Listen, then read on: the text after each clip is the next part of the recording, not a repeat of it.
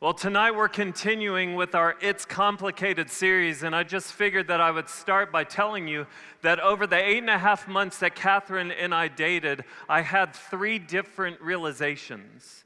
And I'll just tell you what those realizations were. The first one was, I think I could marry Catherine.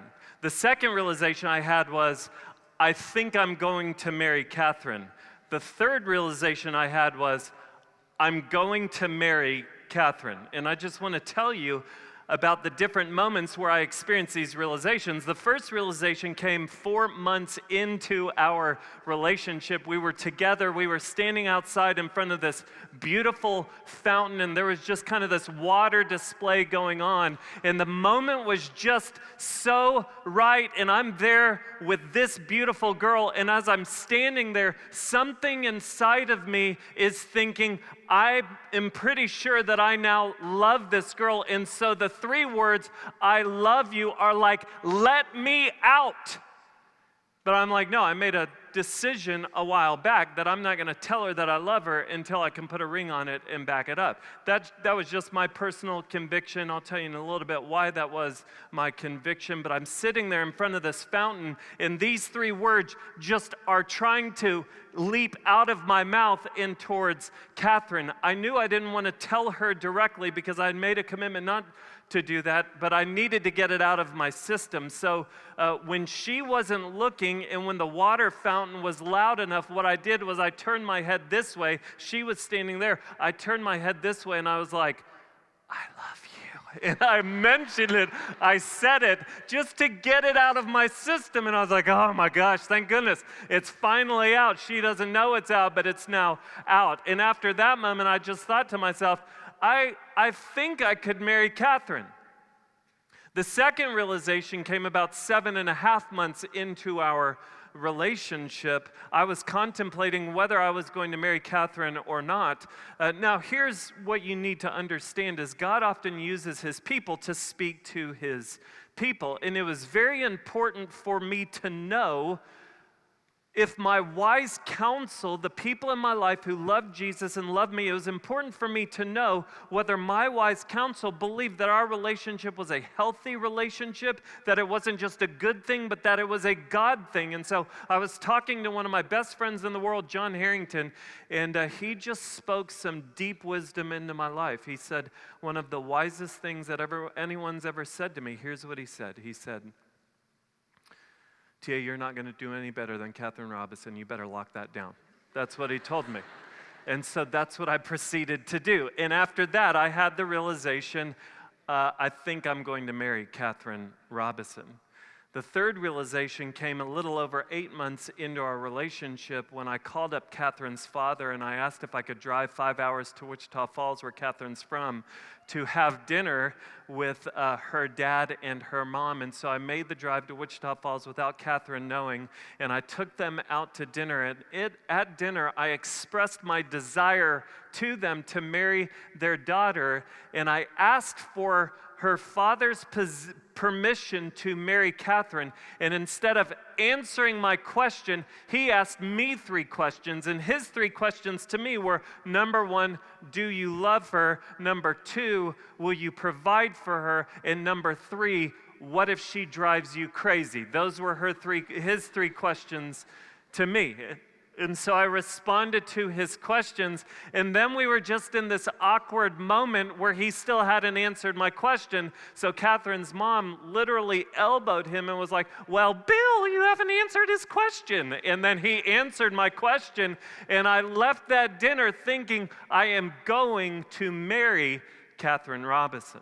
Those were the 3 realizations that I had in our 8.5 months of dating that allowed me to move towards marriage. Now, the reason that I share those realizations with you tonight is that the majority of people in this room at some point are going to move towards marriage. You might not be in a rush to do that. That might not come for a long time in your life because you're like, you know what, I'm just fine doing the single thing right now. I just want to kind of bro out right now. And if that's that's you, that's fine. But you just need to know that surveys and statistics would say that somewhere between 80 and 90% of you believe that getting married is very important. And I love that because I'm a huge fan of marriage. I actually highly recommend marriage.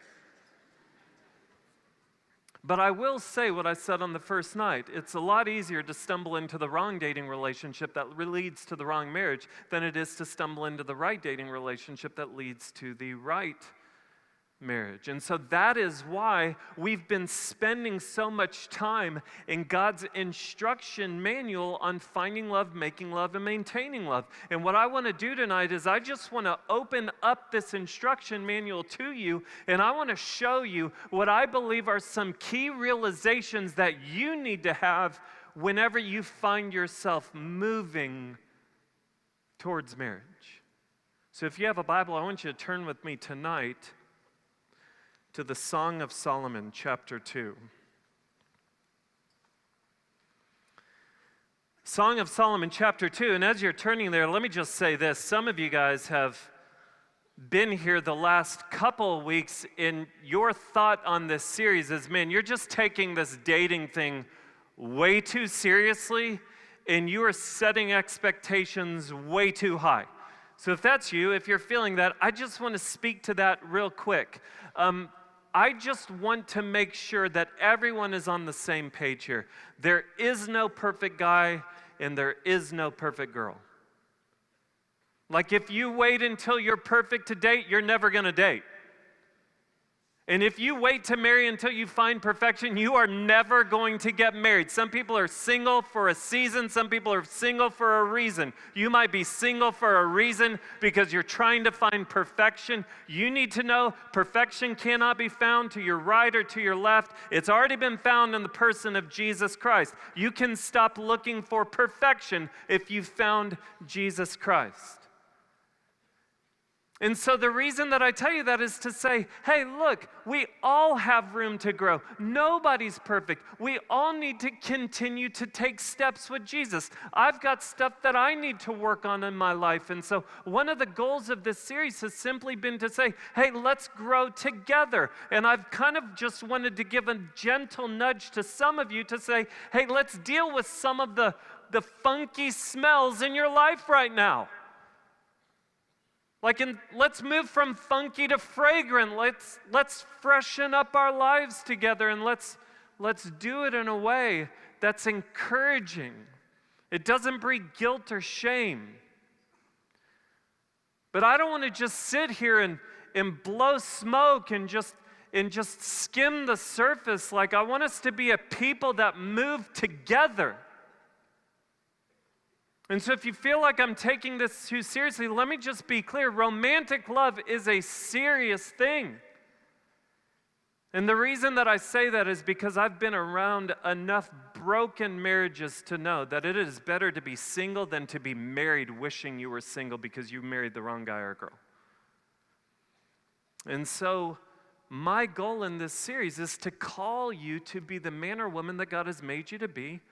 And it's also to just give you a vision of God's ideal for romantic love, because I assure you that His ideal will maximize your joy and minimize unnecessary pain when it comes to romantic relationships in your life. So here we go. Song of Solomon. If this is your first time tuning in with us, the Song of Solomon is God's instruction manual on finding love, making love, and maintaining love. It's kind of this journey between this guy and this girl. It's a picture of God's ideal for us. And all throughout the book, the guy and the girl just talk back and forth to each other. The girl talks more than the guy. That's just the way the world works. But right here in chapter 2, we see the girl talk. And listen to what she says in verse 8. She says, "The voice of my beloved, behold, he comes, leaping over the mountains, bounding over the hills. My beloved is like a gazelle or a young stag." How awesome is that, guys? Like, how amazing would it feel if a girl was like, I just want to introduce you. This is my young stag, Michael. He's also like a gazelle. He's very fast. Like, that's what she's saying when she refers to him as a gazelle. She's saying, man, this guy is moving. He is coming quickly to see me. The picture is that Solomon's girl lives out in the country, And Solomon is coming to visit her, and she's saying, man, my young stag, my gazelle is moving fast. He is leaping over mountains to get to me. He is bounding over the hills. This is a guy on a mission. This guy is overflowing with passion and intentionality, and nothing is going to get in his way of seeing his girl. Now, watch what happens when he gets there. I love this. It says this, verse 9, my beloved is like a gazelle or a young stag. Watch this. Behold, there he stands behind our wall, gazing through the windows. I'm pretty sure you can get arrested for doing something like that. But anyway, it says gazing through the windows, looking through the lattice. I don't think that Solomon's being a creeper here. I think it's just this idea of, I just leapt over that mountain to get here. Can somebody please open the door? Are you home? And so what you see in Solomon is passion, intentionality, and willingness. There's a passion to be with this girl. There's this intentionality to pursue this girl. And there's this willingness to do whatever it takes in order for them to be together. Now, watch how she goes on, verse 10.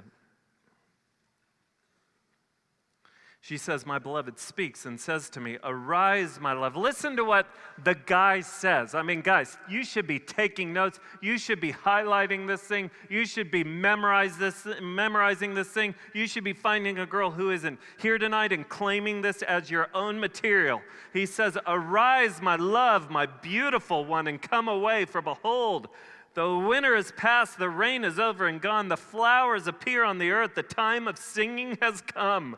And the voice of the turtle dove is heard in our land. The fig tree ripens its figs, and the vines are in blossom. They give forth fragrance. Arise, my love, my beautiful one, and come away. Isn't that amazing? Isn't that beautiful? That is a guy in love, I'll tell you that much. Guys, anytime you're writing poetry, you might as well just put a ring on it, all right? That's kind of my logic. Like, if you're writing poetry, just go ahead and put a ring on it. But anyway, this, not really. Don't do that, all right? Just to be clear, like, don't be like, well, he said so you want to marry? No, that's not what I'm saying. That was a joke. Anyway,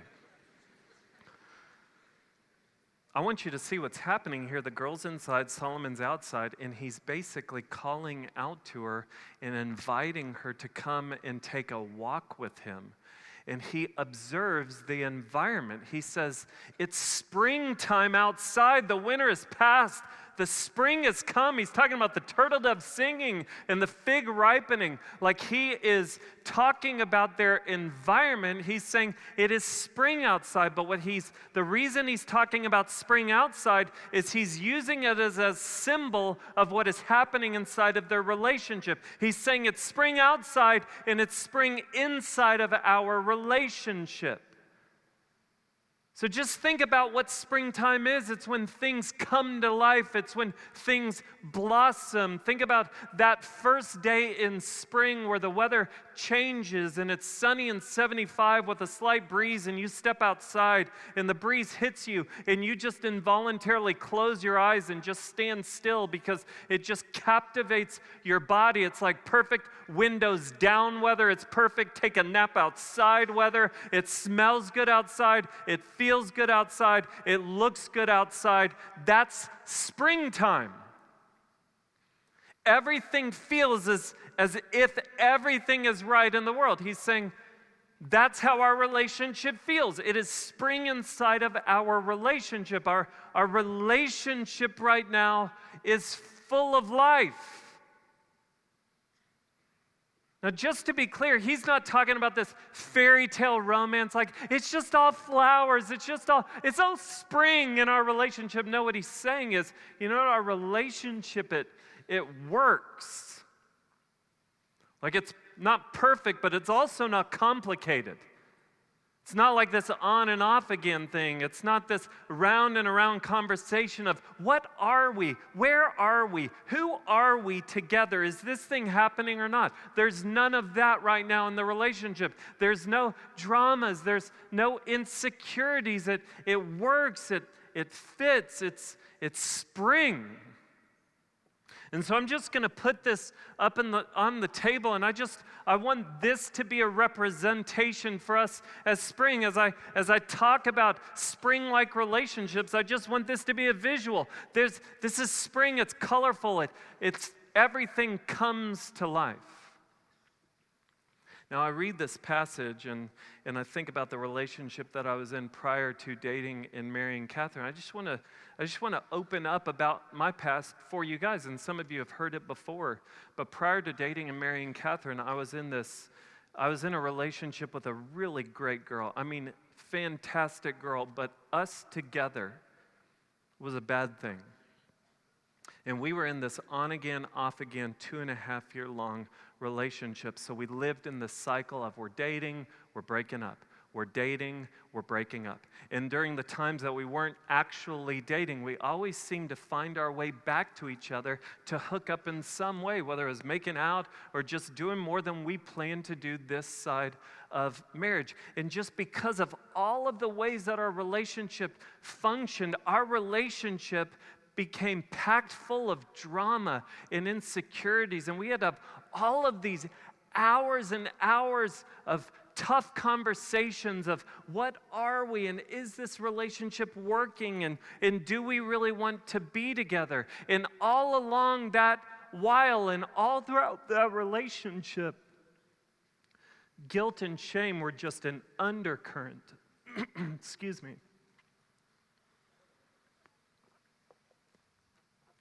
Guilt and shame, I'm not crying, I'm just getting, I got a tickle in my throat. Just know that I'm not like having a breakdown right now, like, oh my God, that's not what's happening. But it's just crazy. All throughout that 2.5 years, guilt and shame were just this undercurrent in our relationship because we were doing things physically that we didn't plan to do that side of marriage. And all throughout the relationship, I dealt with all of this anxiety. Because part of me really wanted to marry this girl, and then the other part of me was looking at all the red flags and I saw in our relationship, and something deep down in me knew that it wasn't right. And finally, God used some men in my life to just speak into that relationship, and they helped me get out of the relationship. I don't know that it's what I wanted to hear. I think it's just what I needed to hear. And as I got out of that relationship and I was able to look back on that relationship and get some perspective that I never would have been able to get had I been in this relationship because we were just so emotionally and physically connected, do you know what I realized about our relationship? What I realized was that our relationship wasn't like this. Our relationship was a lot more like this. See, I believed that our relationship was this, but once I got perspective, you know what I realized? I realized that our relationship wasn't like spring. Our relationship was more like winter. See, what's winter? Winter is where there's little to no signs of life. It's when plant life either goes dormant or dies. And so I began to look and I began to just ask myself, where were the signs of life? Like, why did I continue in this on-again, off-again, shame-filled relationship for so long? And I sit there and I think, yeah, we had fun together. Yeah, we made memories together. Yeah, she offered me good companionship and all that. She's a great girl. But you know what? All the guilt, all the shame, all the drama, all the insecurity just choked out anything good in that relationship. And as I just stepped back and as I really processed, you know, it was so hard for me to get out of that relationship. The reason it was so hard for me to get out of that relationship was 2 reasons. Number 1, I had mistaken leaves of lust for leaves of love. Like, I honestly believe that we were physically addicted to each other. Because if you think about it, like, God has wired you to connect physically with another person, like you have been wired to do that. But He has wired you to connect physically and then to not separate. And so when we were trying to break up, it was an unnatural thing because we had wrongfully connected physically before the time that God had asked us to connect physically. And so what I did was I mistaked leaves of lust as leaves of love. And so I began to look and I say, yes, of course this is a good relationship because we love each other. There's love in our relationship. And when I was able to step back and say, you know, there's a reason that the leaves weren't fully green. There's a reason that the leaves were falling apart and falling off, because they weren't leaves of love, they were leaves of lust. The second reason it was so hard for me to get out of that relationship was because I had just been in it so long. Like, I began to believe that leaves of history pointed to leaves of a future, and that just wasn't the case. We had tons of history together. Yeah, we had shared a lot of memories together. And so I got to a point where I began to think, I just can't imagine my life without this person in it. If there's a history, surely there's going to be a future. But here's what I had to realize. Just because I couldn't see my life without that girl in it didn't mean that God couldn't see my life without that girl in it. And I'll tell you this, the best thing that that girl and I ever did for each other was we let each other go and we let each other heal. And I'm so glad that that happened, because after a period of time of God doing a radical work in my life and really changing my life, I connected with Catherine. And we dated for 8.5 months, and within 12.5 months, we were married. And the relationship was not perfect, but it definitely wasn't complicated. And there was no on again, off again. There was no drama. There was no insecurities. We were both running towards Jesus at the same pace. It was full of joy.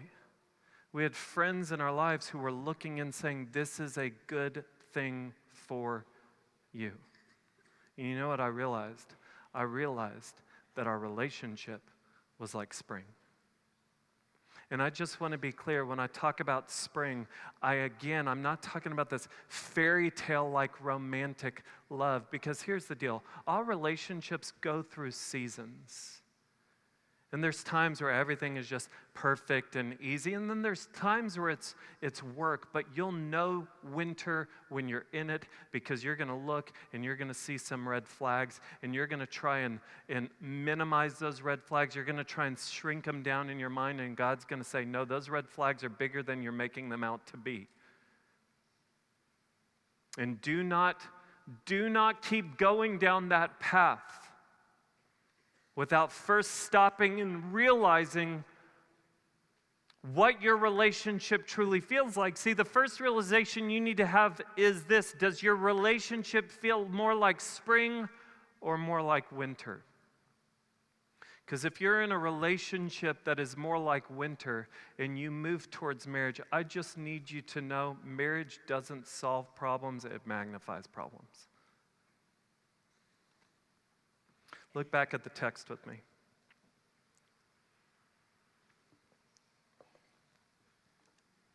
It goes on in verse 14.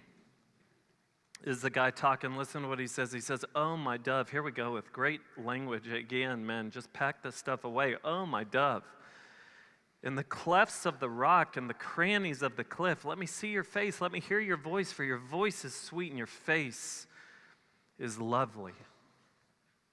So just think, she's inside the house, Solomon is outside the house, and what he's doing is he is calling her out. He's asking her to come out and go for a walk with him. And he compares her to this dove that is nestled into the crannies in the cleft of the rock. So you think about a dove that's in the cranny of the cleft of the rock. That dove is protected. No animal can get to it. And so what Solomon is saying is, he's saying, you're in a safe place right now. You're in a place where I cannot get to you. But I'm asking you to come out and join me. What you need to know is, in the ancient Near East, a girl would grow up at her father's house, and she wouldn't leave her father's house until she married, and then she would move to her husband's house. A father's house was considered the safest and securest place that a girl could be. So the thought would be that a girl moves from one place of safety and security to another place of safety and security. When Solomon calls this girl out of her mother's house, what he is doing is he is inviting her to come, and he's saying, you can trust me.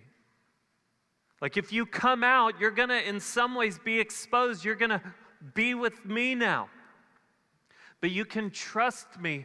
I'm a safe person. I'm a secure person. If you will come and enter a relationship with me, if you'll come and be with me, I promise you can trust me.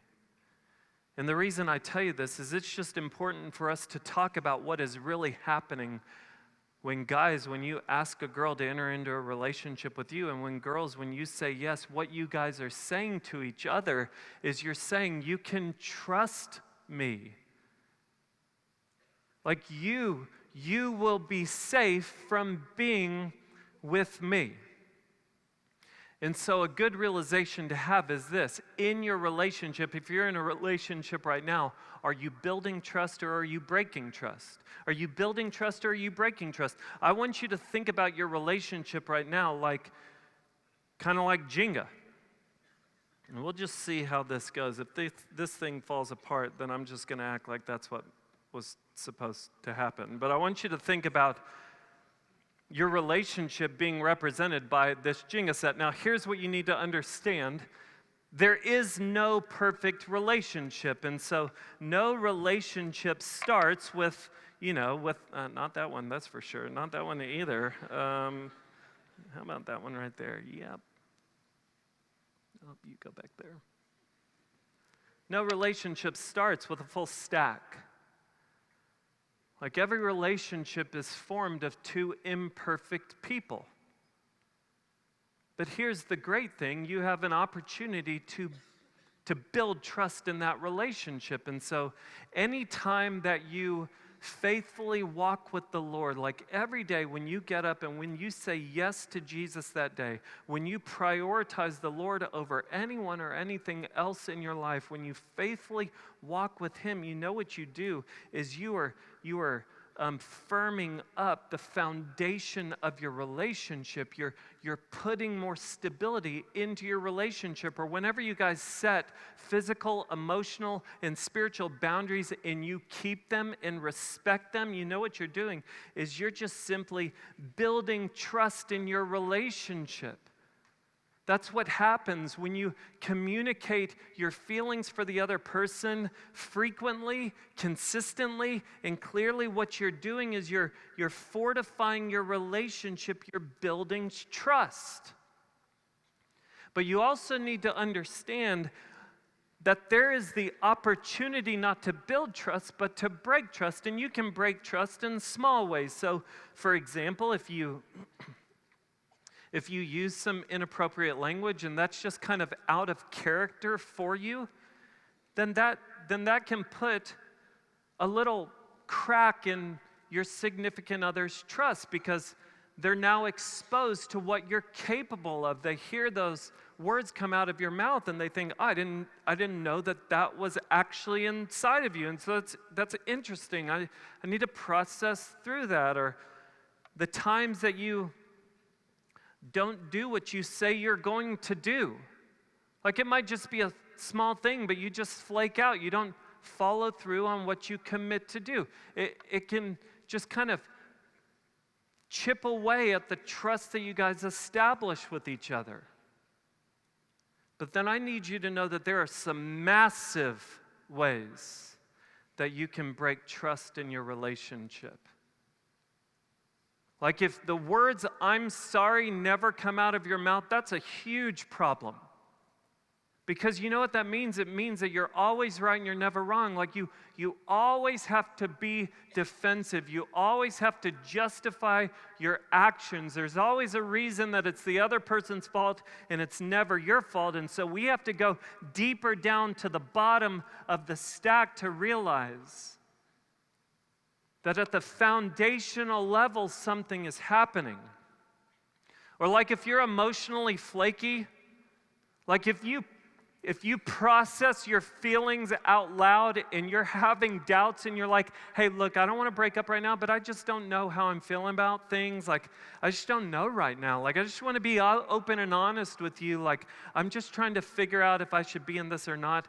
Like, you can't imagine the type of insecurity that will cause to another person. The best thing for you to do is figure out on your own with some wise counsel who is not your significant other what you need to do. And if the answer is you need to end the relationship, end the relationship. If you're going to stay in the relationship, stay in the relationship. But don't go back and forth just thinking out loud like, well, I'm just processing with you how I'm feeling because I don't know what I'm going to do. That's emotional instability, and you need to understand that can break trust. And you need to know when you push physical boundaries, like if your significant other has said, you know what, I don't feel comfortable doing that. I don't want to do that this side of marriage. And yet you still just you just keep getting back into that moment of weakness and your hand keeps going there. You keep asking for this, so just keep pushing that. Do you understand what you're doing? What you're saying is, I'm more important than you are. And lust is replacing love. What does 1 Corinthians say love does? It says, love never insists on its own way. But you're saying, no, I want to do things my way. I need to make sure that my needs get met. And so when your significant other says, I don't feel comfortable with that, and you're saying, I know you don't feel comfortable with that, but I feel real comfortable with that, what you're doing is you are breaking trust. And then I just want to talk about pornography. Because I need you to know that I have witnessed marriages that have disintegrated because of someone's pornography addiction. I need to make sure you know that marriage will not end your porn addiction. It won't. If you're sitting there saying, you know what, I'll get married one day and then I can have sex whenever I want and so I won't need to look at porn anymore, that will not fix a problem that actually originates in your heart. The problem with pornography is that it's serial infidelity. You tell yourself, well, it's not hurting anyone because I'm not doing it in real life. But you know what you're doing is you are training yourself to always need something new. You need a new experience. You need a new stimulus. You need a new climax. You need a new body. You need something new. And when you go to porn, when you escape to fantasy instead of living in reality, you can't imagine the insecurity that it can cause. And you need to know that it breaks trust. You do not want your marriage to start like this. Some of you guys are sitting there like, okay, when is he going to pull the thing that's just going to cause it to crumble to the ground? I'm not going to do that. Because that's not where you are yet. This is where some of you are. Where your relationship has been so, that the stability of your relationship has been eroded by you breaking trust. And so you're at a fork in the road. The answer isn't to just get married. The answer is, Jesus, would you do a work in my life? Would you do a work in my life so that I can begin to build trust again? But you need to know, even though this thing isn't going to crumble to the ground right now, it will one day. Don't wait for that day to figure out what you need to do this day.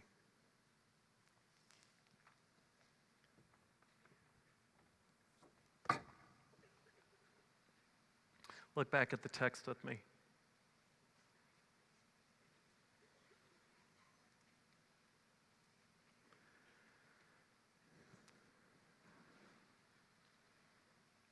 Verse 15.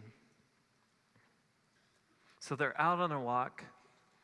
And as they're walking, they pass by a vineyard. And as they're walking by the vineyard, the picture is that they see some foxes that are tearing up the soil and ruining the vineyard. So listen to what they say to each other.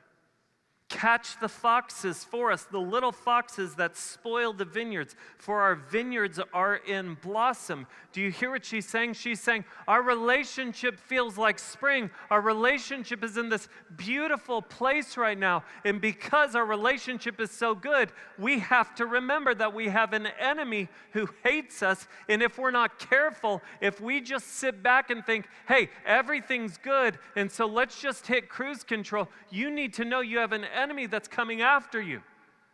And so now's the time when things are good that we need to identify the things that could put our relationship in jeopardy. So she just says to Solomon, hey, catch the foxes, do something about them. Hey, you need to know that there's a lot of foxes that can ruin a relationship between two Christ followers.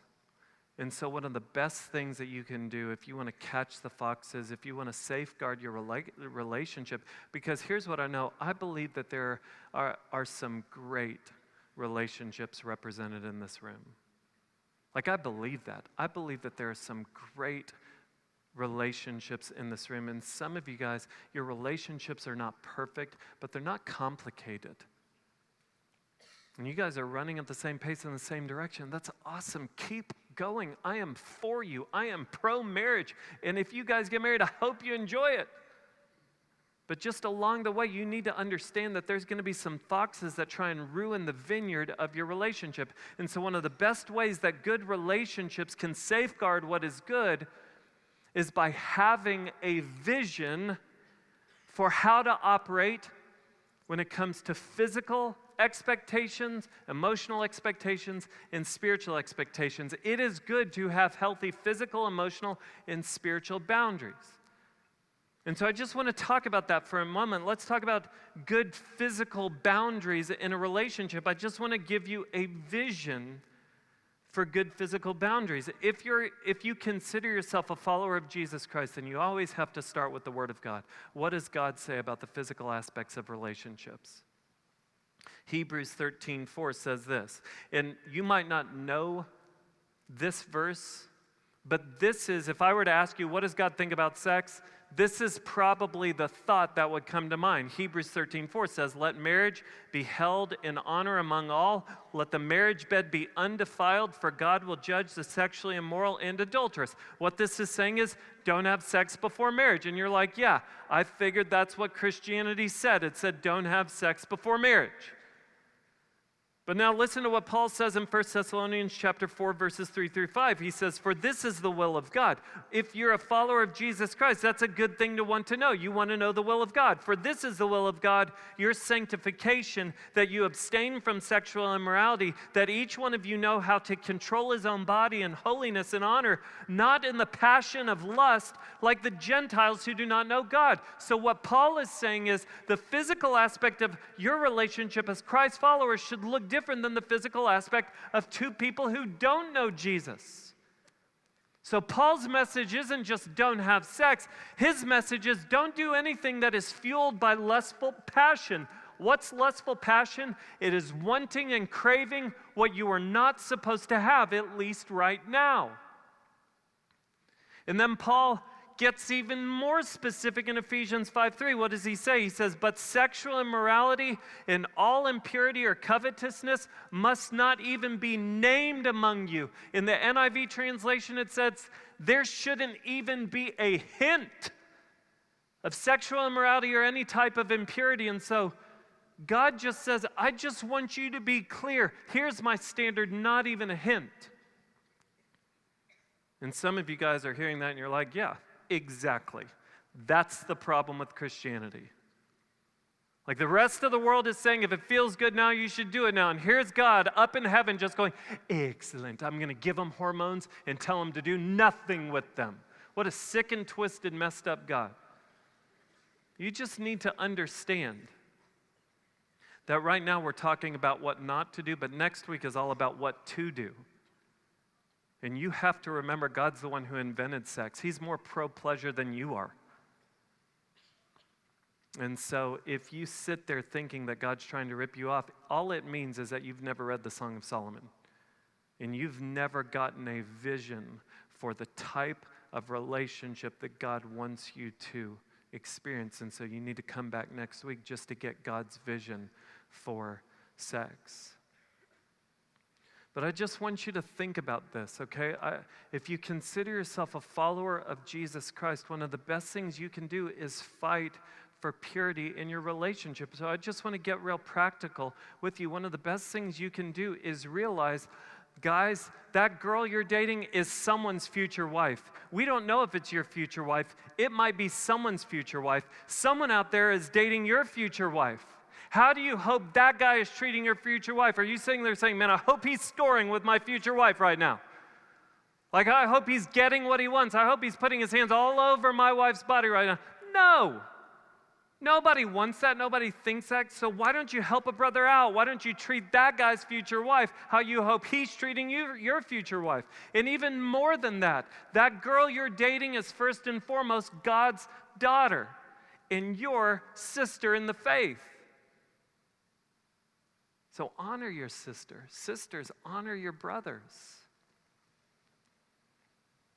So if you now know God's standard, then what can we do to help each other to honor the Lord? Let me just tell you what I did. And I'm telling you what I did with Catherine. And just know this isn't the law. Like, I'm not giving you a script. Like, you don't need to take this and be like, okay, TA said this is what I have to do, so I have to do it exactly this way. That's not what I'm trying to do. I'm just trying to give you a vision. So I had come out of a relationship that was packed full of impurity. So when I started dating Catherine, you know what I did? Is I sat down and I actually mapped out what I wanted our relationship to look like physically. So I figured out how many dates I was going to wait to give her a hug. I figured out how many dates I was going to wait to hold her hand. I figured out how long I was going to wait to kiss her. You're like, you're crazy. No, maybe so. But I did it, and I'm so glad that I did because it helped me keep Catherine safe. I'll just tell you one funny story on the side. I was coming out of a bad place, and so I wanted to do this thing right. And so I told myself, you know what, I'm not even going to touch Catherine. Like, I won't even give her a hug for the first 5 dates. Okay, that was my standard. Okay, no hug, 5 dates. So after the 5th date, I'm walking her to the door. And we get to the door, and I was so robotic. I was like, I'm going to give you a side hug now. And she looked at me and she was like, can I just have a regular hug? And like, I got so nervous that I kid you not, like I gave Catherine like a sports chest bump. It was like, cocoon, and then I was out. It was like, have a nice night. And she was like, oh my gosh, is that what he's like? Like physical touch, it's like that? Oh my gosh, this is my lot. That's what she's thinking. But I tell you that, you want to know why I made a plan? Here's why I made a plan. Because I've been where some of you are sitting right now. You're sitting there saying, you know what, I don't want to do anything but kiss till marriage. But then you're making out for hours, like within the first few weeks of the relationship. If that's happening, do you realize what's going on? You have actually maxed out your physical potential within the first few weeks. How's the other 1 to 4 years of your relationship going to go? Pace yourself, people. And the reality is you're never going to get married and look back and be like, man, I wish we had had sex with each other a lot more before we got married. Like, I wish we had messed around with each other more before we got married. No. What about emotional boundaries? I think it's good for you to think about when you're willing to say I love you and when you're willing to talk about marriage. I told you that I waited to tell Catherine I love her until I could put a ring on it. Look, that's not the rule. Like, if you've already told your significant other you love them, that you haven't done anything wrong. I'm just telling you that one of the best things you can do is wait as long as possible until you know that the relationship is as secure as possible. That's all I'm saying. But I'm trying to help some of you guys out, because if you're not careful, man, you're going to find yourself kind of in the heat of the moment. You and your significant other are going to be having this passionate moment where you guys are making out, and everything in you is just like, it's just going to come out of you. In the moment of passion, you're going to be like, I love you. She's going to be like, really? So like as you guys are making out, she's going to be like texting her high counsel, like, he just told me he loves me. And then the next morning, you're going to wake up to a text message that says, I love you, my perfect boyfriend, because you guys say that now. And you're going to have that realization in that moment, I've made a horrible mistake. Because you said something that you really didn't mean. And so that's why I just say, you know what, think about it before you say it. Like, when do you feel comfortable talking about marriage? You know what, if it's not even a possibility to get married in the next 2 years, why spend much time talking about it? Because all it's going to do is create discontentment in your present. And then what about spiritual boundaries?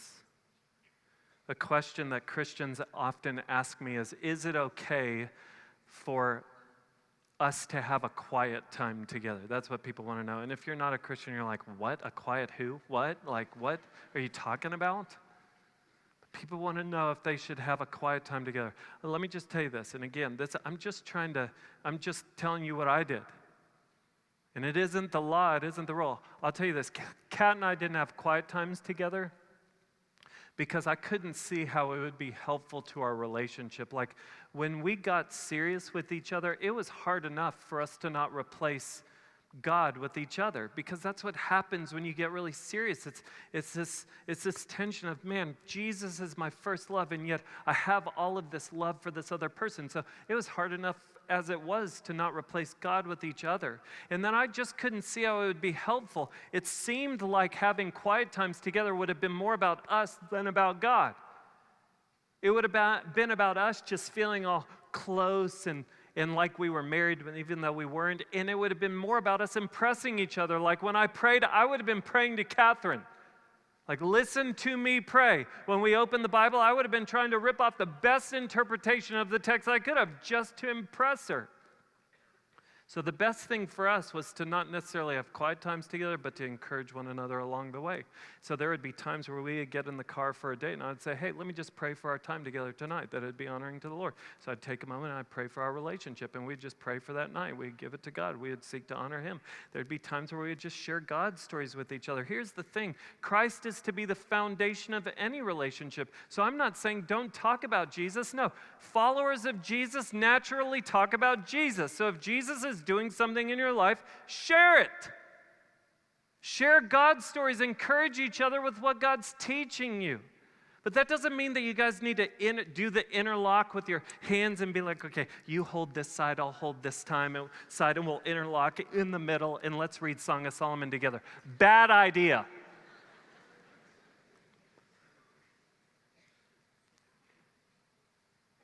The reason that I just unpacked these 3 areas for you is that we started with this girl saying, hey, catch the foxes. Here's what you need to know. When you don't have the right physical boundaries, the fox will be guilt. When you don't have the right emotional boundaries, the fox will be insecurity. And when you don't have the right spiritual boundaries, the fox will be idolatry. Some of you guys are sitting there saying, okay, this would have been helpful to know about a year ago. But now I'm at a point where I've blown it. I haven't done anything of what you're saying. So physically, we're too far in. We've already said, I love you. Spiritually, I don't even know what's happening.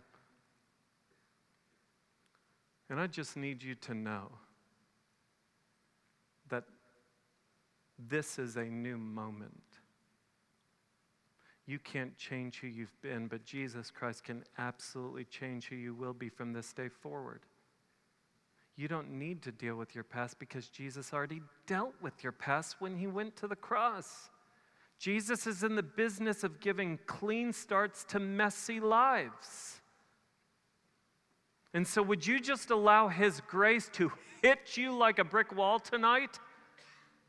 Would you allow the King of Kings and Lord of Lords to just say, you are new, you are forgiven, you are clean? It is never too late to start walking in obedience to Jesus Christ. It's never too late. Go set some new physical boundaries. Go set some new spiritual boundaries. Go set some new emotional boundaries. Just watch what happens when you begin to obey Jesus. I promise you that joy is waiting for you as soon as tonight. That's how good Jesus is.